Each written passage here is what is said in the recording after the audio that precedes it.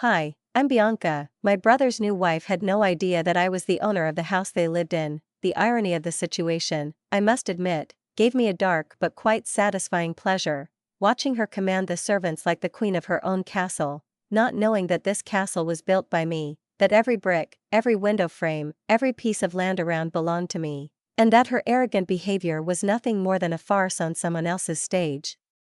"You pathetic 40-year-old leech," she screamed, her voice trembling with anger, and hatred laced with fear splashed in her eyes. "Get out," she shouted when I calmly entered the kitchen, where Sarah and I used to drink coffee in the morning, discussing children's successes and family trivia, which seemed important then. I burst out laughing, not maliciously, no, rather, with the kind of laugh with which those who have already understood and accepted everything, who are no longer trying to prove something, because evidence is no longer needed. And before we continue, write in the comments from which city you are watching this video. Enjoy watching. Well, I'll tell you everything from the beginning. I was sitting in the kitchen, sipping my morning coffee, strong and scalding, as I like it, and looking through several design layouts on my laptop. A new project, a new job, another challenge. It was only 9 o'clock on Tuesday morning, and I wasn't expecting anyone. The doorbell rang sharply, like a gunshot in the silence, breaking the routine and bringing with it the feeling that everything was about to change. When I opened the door, Sarah, my sister-in-law, was standing in front of me. Although the word was already losing its meaning, her eyes were red, swollen, and mascara streaked down her cheeks, giving her the appearance of someone who had escaped from a disaster funnel. She walked past me without saying a word and collapsed onto the couch, as if her strength had completely left her. I knew right away that something really serious had happened. Sarah has always been the epitome of restraint, impeccably dressed, with her blonde hair neatly coiffed, with clear phrases and confident gestures. She looked like a woman who had everything under control, but today in front of me sat a fragment of that confidence, a man who had managed to come face to face with betrayal. "It's Christian," she finally said, her voice barely audible, as if every word hurt. "I found him with another woman. I'm filing for divorce." At that moment, I felt as if something was squeezing inside me, as if someone's hand was sharply squeezing my stomach. Christian was my younger brother, and despite our frequent disagreements, I never imagined him capable of cheating. They had been married for 12 years. They had 2 beautiful children, Emma, a 10-year-old girl with an inquisitive mind and lively eyes, and Antonio, an 8-year-old tomboy with an infectious laugh. Sarah was like a sister to me. From the very beginning, when he and Christian got married, I was genuinely happy. I liked her, and it seemed to me that he had found in her not just a wife, but a partner, friend, and support. She was smart, had a subtle sense of humor, and, most importantly, devoted herself wholeheartedly to her family. Over the years, we have become close, almost inseparable. I helped her when she was pregnant, looked after the kids if she needed to get out for the evening.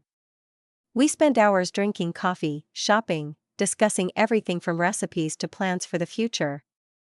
The divorce process dragged on for months, each of which brought new wounds, new humiliations, new disappointments. I supported Sarah as much as I could, and when the day of judgment came, I went with her to be by her side. It was there that I first saw her, the one who brought the family down. Young, too young, she couldn't have been more than 25. Her black hair was long, like an actress's, her lips were artfully lined, and she had a self-confidence that was completely out of place in a courtroom. She behaved defiantly. She rolled her eyes, whispered loudly to Christian, and laughed contemptuously when Sarah's lawyer read out the documents. Her posture, her expression, everything screamed, "I'm above it, I'm not interested in that, it's nothing." And at that moment, I realized that she might have destroyed the family not so much out of desire as out of a whim, like a child smashing a toy to find out what's inside. The judge was adamant. Decisions were made one after the other: the house for Sarah, alimony for 2 children, medical insurance at Christian's expense. His face stretched with every word. She, the new passion, was frowning more and more, probably realizing that reality, not promises, was falling on her shoulders. After the trial, Christian came up to me in the parking lot. He was pale, his shirt was rumpled, his hair was tousled. He looked like he didn't fully understand how it all happened. "Bianca, I need you to understand something," he said, running his hands through his hair nervously. "I'm in love, really in love. I hope you see and understand this. I looked at him, at the man I had known since childhood, with whom we shared toys, secrets, and fears. Christian, I'm not judging you, but I don't understand you either. You had a good life. He nodded, as if my words were just a formality, and then left, following his new chosen one, who was already complaining to someone on the phone about bad weather or bad justice. It didn't matter. Since then, I'd been visiting Sarah more and more often. We had family dinners, helped the kids with their homework, and just talked. Everything was so natural, as if we had become our own, albeit incomplete, but real family. 2 months passed quietly. I was getting used to our new routine, to this fragile but so valuable harmony that Sarah, my children, and I were gradually building among the ruins of a broken marriage, to evening conversations on the terrace, to the smell of home-cooked dinner, to the light, almost imperceptible feeling of comfort that comes when everything falls into place, even if temporarily. But as soon as I started to feel safe, as soon as I allowed myself to relax a little, Christian showed up at my door on Saturday morning, looking so nervous and restless that I immediately realized he wasn't going to do anything good. "Bianca, I need to have a serious conversation with you," he said as soon as I opened the door, his gaze darting around the hallway, as if he was looking for support, which was not and could not be. I nodded silently, invited him inside, made coffee, our old ritual, of which only the mechanics of action remained, and we sat down at the kitchen table, where so much has been said over the years, and so much has been hidden. Christian continued to turn his cup around, not looking at me, until he finally exhaled. "I got married." I almost choked on it. "Got married? When?" There was no surprise in my voice, only weariness. "Last week. It was just a small ceremony at the courthouse. We didn't invite anyone, even Mom and Dad," he explained, as if that somehow justified his haste and secrecy. Violetta, so that was her name, the one who sat in the courtroom with an arrogant expression on her face, the one who caused my family to be broken like a porcelain vase dropped on the stone floor. "Congratulations, I guess," I said, arching an ironic eyebrow. Even though my stomach was clenching, Christian looked unhappy. For real, his face was pale, and his fingers tapped nervously on the ceramic. "That's the thing, Bianca. Violetta is unhappy. She hates that we live in this tiny rented apartment. She says it's beneath her dignity." I shrugged my shoulders. "Looks like that's your problem." He leaned forward, a note of pleading in his voice that I hadn't expected to hear from a grown man. "Actually, I was hoping that you could help us. Can we stay here for a while? Just until I save up enough to buy us a place to live, maybe 6 months at the most."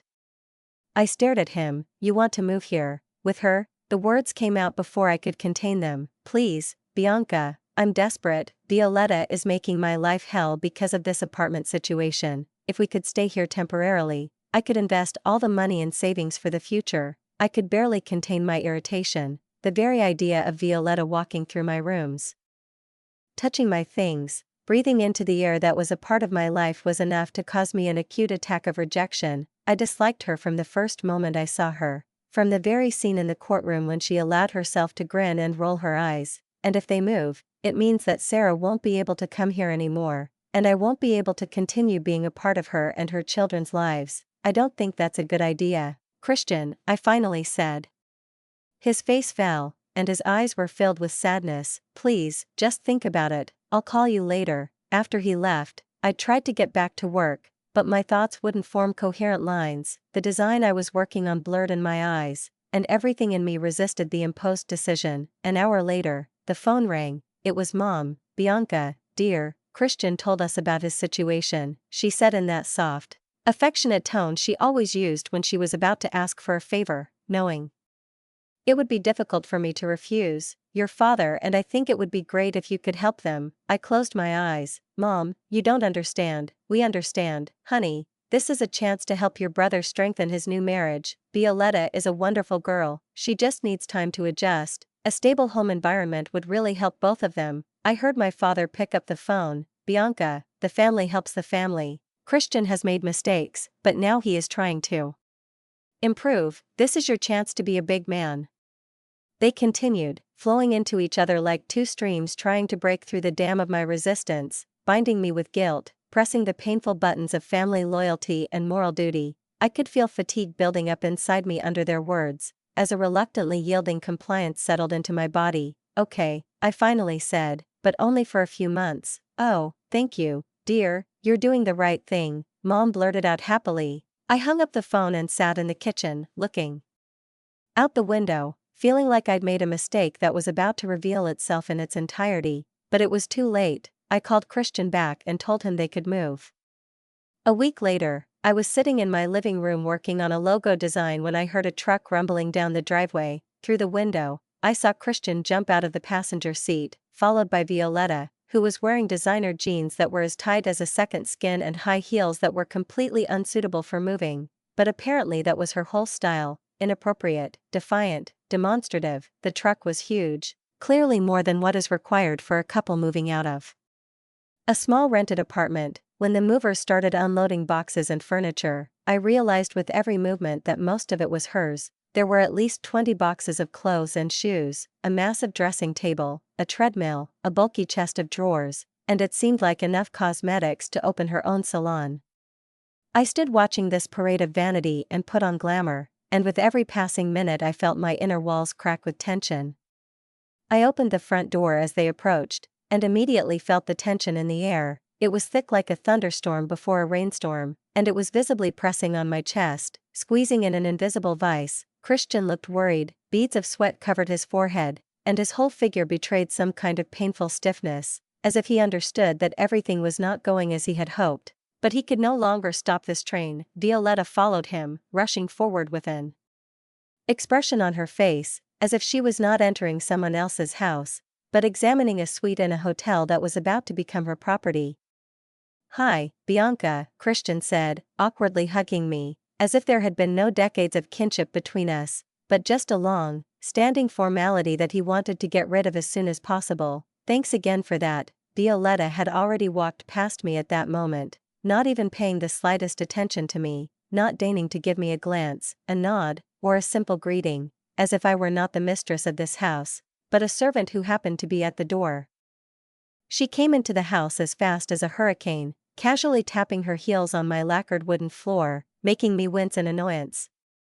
"Violetta," Christian called out to her with obvious concern in his voice, "this is my sister, Bianca." She turned around for a moment and looked at me as if I were a stain on her new handbag, an unnecessary, annoying nuisance. "Hello," she said indifferently, almost lazily, and immediately turned away, continuing her silent but loud inspection of my apartment. I watched in amazement as she opened doors, looked into rooms, and touched interior items without hesitation, as if she wasn't moving into someone else's house, but was choosing a property to buy, assessing whether this lifestyle suited her. A few minutes later, I heard her heels tapping upstairs, and judging by the sounds, she was clearly not limited to a cursory inspection. Violetta returned downstairs with an expression of satisfaction on her face, as if she had discovered something in the house that fully corresponded to her discerning tastes. "I like the master bedroom," she said, not looking at me, as if that statement in itself meant that the room already belonged to her. "The one with the dressing room? That's where we'll sleep," I laughed, first from surprise, then from the absurdity of what was happening. "Actually, this is my room. I'm not going to move out of there," I said, feeling anger rise deep in my chest. Violetta shrugged her shoulders, as if my opinion was not just unimportant, but almost insultingly inappropriate. "Well, I want this room, she's the biggest, and she has the best closet." I stared at her in silence, looking at Christian, waiting for him to finally say something, try to explain himself or come between us, but he just stood there, looking as pathetic and lost as he did on the day of the divorce, when he was trying to convince me of his love for a new woman. "These are your problems that you have to deal with," I finally said, restraining my voice, but putting all the weight of my irritation into it, repeating almost word for word what I had said to him that day when he first came to ask for help. "I'm going to make coffee," I added, without waiting for an answer, and went into the kitchen, trying to catch my breath and realize what had just happened. Behind me, I could hear Christian and Violetta whispering furiously, their voices strained but muffled, as if they were afraid that I would hear, although they didn't particularly try to hide it. After a couple of minutes, I heard Violetta stomping upstairs in anger, and after a while the crates rattled, furniture creaked, and the movers began to bring in the boxes. When I returned with the coffee, Christian was giving orders, directing the staff to one of the small bedrooms upstairs. I asked, trying to be polite. "Great," he replied without looking up. Violetta just needs time to settle in. By evening, the truck was empty, the boxes were taken away, the furniture was set up, and an unusual silence reigned in the house, broken only by the clink of dishes and the rustle of unpacking. I decided that dinner was neutral territory, and ordered pizza, hoping for a light, informal dinner that could lighten the atmosphere a little. When the delivery guy arrived, I went up the stairs and knocked on the room where Christian and Violetta are now staying. "The pizza is ready," I shouted. A few minutes later, Violetta came downstairs, already dressed in a different outfit. Apparently she had time to sort out her entire wardrobe and find something more suitable, in her opinion, for dinner at my table. She sat down across from me, without asking if it was okay, or even trying to hide her condescension. "Christian said that you had a wedding at the courthouse. It must have been sweet and intimate," I said, just to start a conversation. Violetta's face darkened, and her eyes flashed with annoyance. "It was terrible. I wanted a real wedding with flowers, a dress, and guests. Instead, I got 15 minutes in some ugly government building," she said with distinct reproach. Christian looked depressed. "Violetta, we talked about this, we wanted everything to be simple." "You wanted it to be simple," she retorted sharply. "I wanted a real wedding." I realized that I had hit a sore spot and tried to change the subject. "What do you do at work, Violetta?" I asked, smiling tightly. "I'm not working right now," she replied, barely touching a slice of pizza, as if it were something disgusting. "I'm focused on other things." "Which ones?" I couldn't resist. She waved her hand vaguely. "It's simple things. Christian earns enough for both of us." I glanced at Christian, who was staring sullenly at his plate. Given his alimony, child support, and the recent loss of his home, I doubted very much that his income would be able to cover Violetta's whims. After dinner, I was about to finally raise the issue of house rules, who participates in cleaning, paying bills, and daily life, but Christian suddenly stood up and grabbed my arm. "Bianca, can I talk to you in the kitchen for a second?" he whispered and, without waiting for an answer, dragged me away from the table. "Listen," he whispered urgently, squeezing my hand so tightly, as if he hoped to hold not only my body, but also a decision that he knew could slip away at any second. "I forgot to mention something important. Violetta thinks this house belongs to me." It took me a moment to understand what he was saying, because the meaning of his words was so absurd that at first my mind simply refused to accept it. "She thinks I'm just letting you live here out of the goodness of my heart." I stared at him, unable to hide my expression of amazement and anger. "Are you out of your mind?" I asked, feeling a wave of rage rise, trying to escape from my tongue. "It's temporary," he said hurriedly, lowering his eyes and lowering his voice, as if that would make his words less crazy. "She doesn't need to know the truth. In a few months we will have our own place, and none of this will matter." I couldn't believe what I was hearing. "Christian, this is crazy. You can't lie to your wife about something so important." He let go of one hand and squeezed my hand pleadingly with the other, his voice almost a whisper. "Please, just play along, don't make trouble for Violetta. She's pregnant, Bianca, in the 2nd month. Stress is not good for her." Those words hit me in the stomach as if I had received a physical blow. Pregnant. Now everything was falling into place. A hasty marriage, moody anxiety, a desperate need for stability, her domineering tone and constant dissatisfaction with everything and everyone.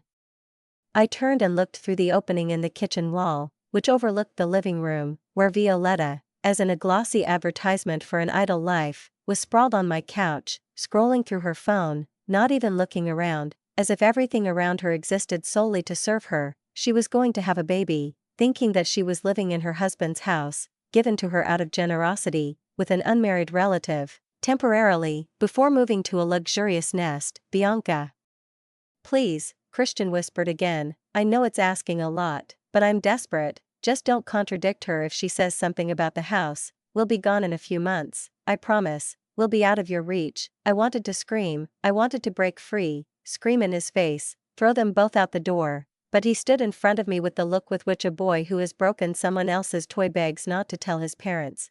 And despite everything, he was still my little brother. "Okay," I said through clenched teeth, holding back all the protest raging inside, with such force that my jaw even hurt. "But it would be better if it didn't last long." "Thank you," he breathed, hugging me. "You're the best sister in the world." I spent the rest of the evening in my room, trying to focus on my work, but in the end I just lay there staring at the ceiling.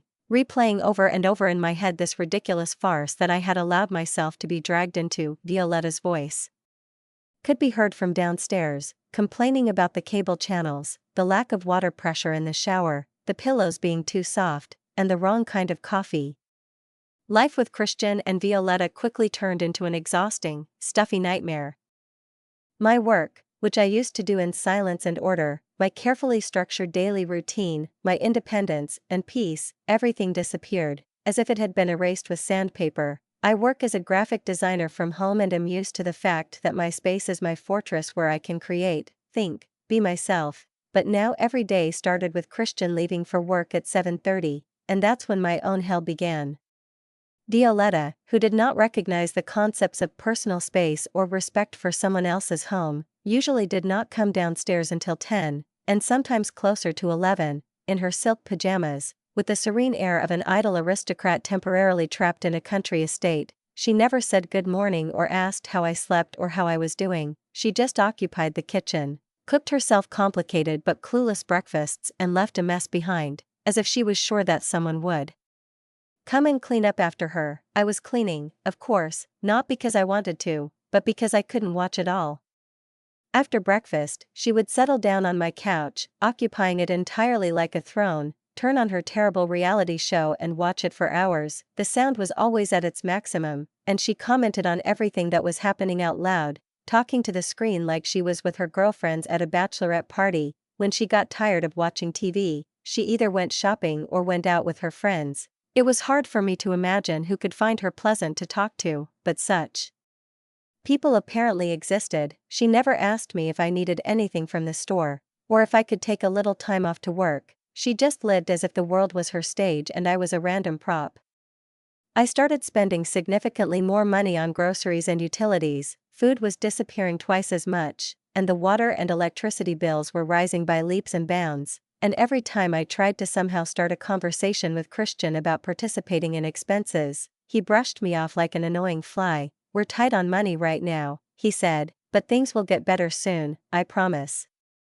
2 months later, it was impossible not to notice her pregnancy. Her belly became clearly visible under her tight-fitting clothes, and with that came new moods. Violetta became even more demanding, her mood changing like the wind by the sea. Now she was irritated and angry, then suddenly soft and dreamy, but more often than not, she was just unbearable.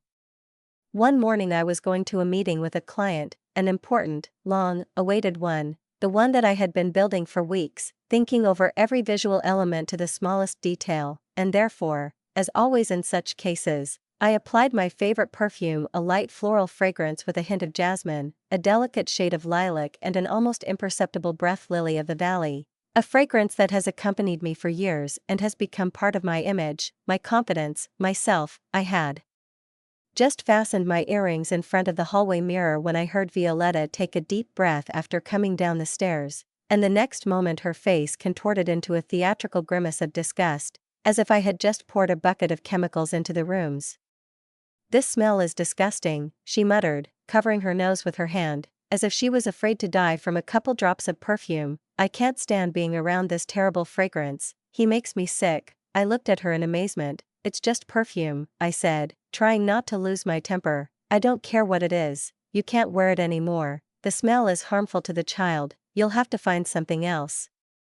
Since that day, Violetta complained every time I used even the mildest scents, perfume, cream, shampoo, conditioner, even the smell of soap. Everything irritated her, everything that had even the slightest flavor, instantly caused her to have a fit of whining and accusations. But her limitations didn't end there. She started forbidding me to cook certain dishes, claiming that the smell of fried onions or garlic made her pregnancy unbearable. "No more garlic," she declared one evening, standing in the kitchen doorway with her hand on her stomach and the inquisitor's gaze. "And no bao, they are too strong."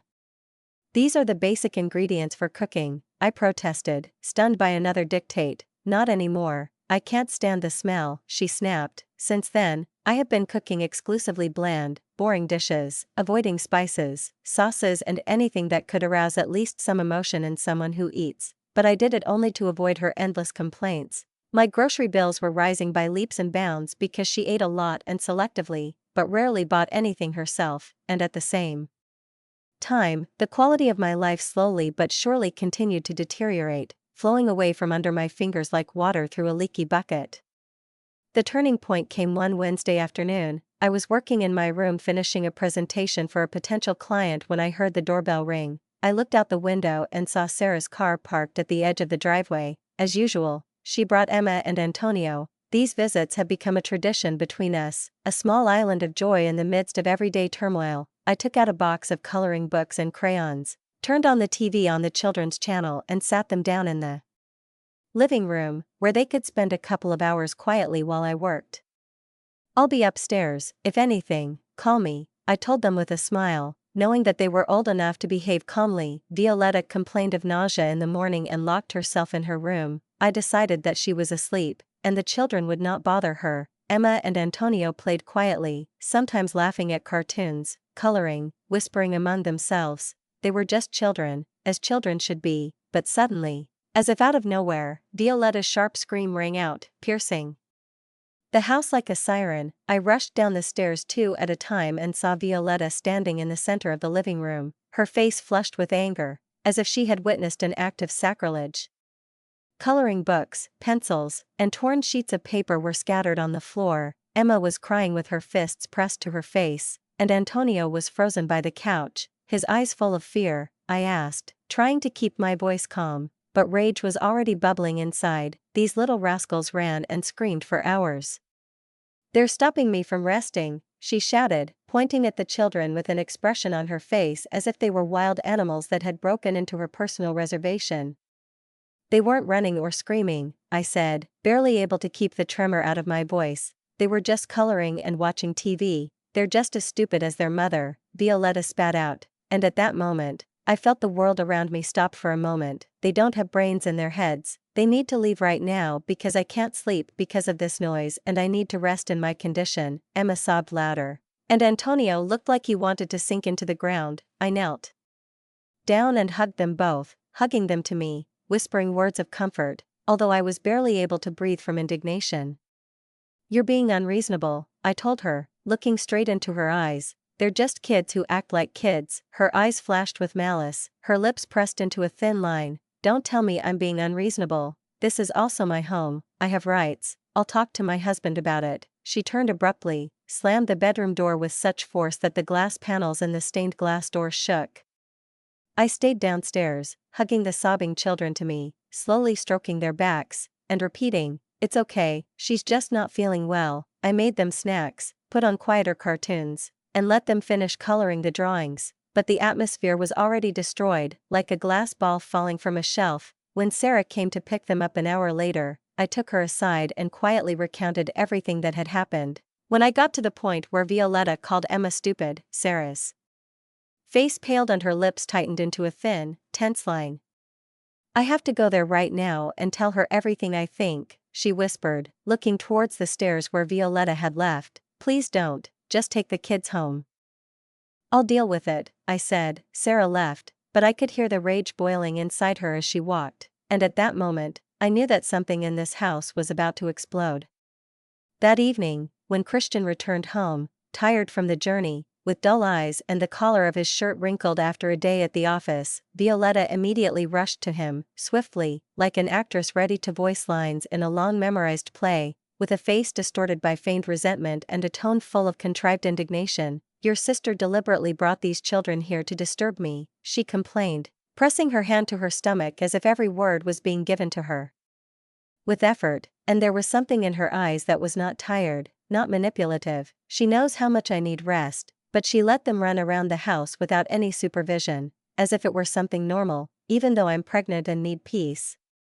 Christian, who always strives to be a mediator, tried to do what he considered reasonable. He turned to me, with that perpetual expression of agonized concern, and said, "Bianca, you know Violetta needs a break. Why did you bring the kids if you knew she wasn't feeling well?" I resisted the urge to scream, because I was already seething inside. "They didn't do anything wrong," I replied, looking him straight in the eye. "They were just coloring, watching cartoons and playing quietly." "Violetta exaggerates everything." But Christian turned away. "That's not what she says," he muttered. I could have started an argument. I could have finally said out loud that his wife was lying, that her suffering was nothing more than a tool she used to put pressure on him and the rest of the world, but I remembered my promise, a promise to play along, to keep face, not to contradict her illusions, for Christian's sake, for the sake of peace, for the sake of at least temporary peace. I took a deep breath and, keeping the tremor out of my voice, said, "Christian, I need to know, when are you two going to move in?" His eyes widened in surprise, clearly not expecting such a direct question. "Soon," he replied after a short pause. "I just need a couple more months to save up enough." I didn't back down. "Well, do it earlier, because I don't want Violetta and the baby to live here after giving birth." He nodded quickly, paling noticeably. 2 months, I promise, it's only 2 more months." That night, I lay in bed, staring at the ceiling, and felt my strength, my determination, my inner stability drain away drop by drop, because I was increasingly wondering how much longer I could withstand this pressure, this circus, this theater of the absurd, played out in my house, where I didn't feel like a mistress. A week after the incident with the children, Christian went on a business trip to Chicago for 5 days, 5 long, defenseless days during which I had to stay under the same roof with Violetta. On Saturday morning, I was making coffee in the kitchen, enjoying a moment of silence, when the doorbell rang. I looked through the peephole and saw 2 strangers, a middle-aged man and a middle-aged woman, heavily built, wearing coats and carrying suitcases, standing on my porch with an expression of benevolent determination. I opened the door with cautious politeness. "Can I help you?" I asked, politely but coolly. "Hi," said a woman with a bright, too wide smile. "We are Violetta's parents, Linda and Bob. She invited us to stay here until the baby is born." My blood froze. "Excuse me?"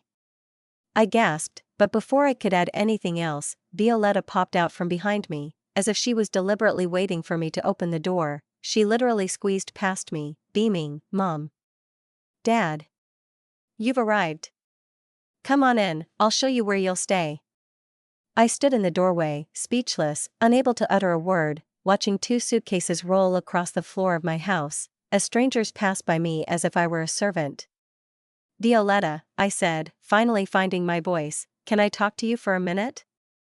But she had already dragged her parents upstairs, chatting incessantly about how they would love the guest room, how her mom would definitely stay for 3 months after giving birth to help with the baby, and how everything would be perfect. I followed them, my heart pounding, my chest throbbing. "Violetta, we need to discuss this," I said, trying to keep my voice calm. She turned to me and looked at me with that dismissive, almost mocking expression she gave me every time she thought I was out of line. "What is there to discuss? My parents are here to help with the pregnancy and the baby. Mom will stay for at least 3 months, it's obvious." And then I finally lost control. "I'm sorry," I said, turning to Linda and Bob, who were already unpacking their bags, "but you have to leave now." They looked startled, Linda's eyes widened, and Bob froze with his shirt in his hands, as if he couldn't believe this was happening. As they slowly began to pack their things, Violetta burst out shouting, "You can't kick my parents out. This is not your house." I walked them to the door, shut it firmly behind them, and watched through the window as they stood on the porch, confused, not understanding what they had done. And Violetta lost her composure completely. She began to rush around the room, waving her arms, shouting so that the glass in the windows shook. "You're living in someone else's house," she screamed, pointing her finger in my direction. "This house belongs to my husband. You're a pathetic, lonely, 40-year-old leech with nothing better to do than sit on your brother's neck." I started laughing. At first it was quiet, then louder, because I couldn't stop. It all became so ridiculous, so absurd that Violetta's tantrum sounded like an unsuccessful parody. "Get out of my house," she screamed, stamping her feet. "This is my home now. Get out."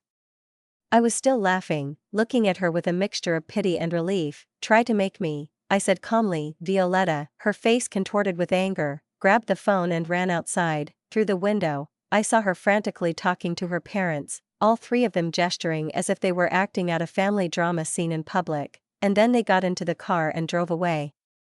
I spent the rest of Saturday enjoying the silence in an almost surreal way. For the first time in a long time, I could work without interruptions, cook according to my recipes, turn on my programs and listen only to myself. It was a rare, poignant, almost forgotten bliss. On Sunday morning, When the rays of the sun had just begun to slowly spread across the kitchen floor, barely touching the cold tiles on which I was standing with a cup of hot coffee in my hand, the doorbell rang again. It was that special call, insistent, dry, devoid of pause. There was not a drop of politeness or expectation in it, but only a peremptory demand to open. I went up, looked through the peephole and felt a chill run down my spine. 2 policemen were standing outside the door, and between them, like the winner of an invisible duel, Violetta was beaming, her face expressing triumph mixed with tired nobility, as if she had just made the last sacrifice in the name of justice.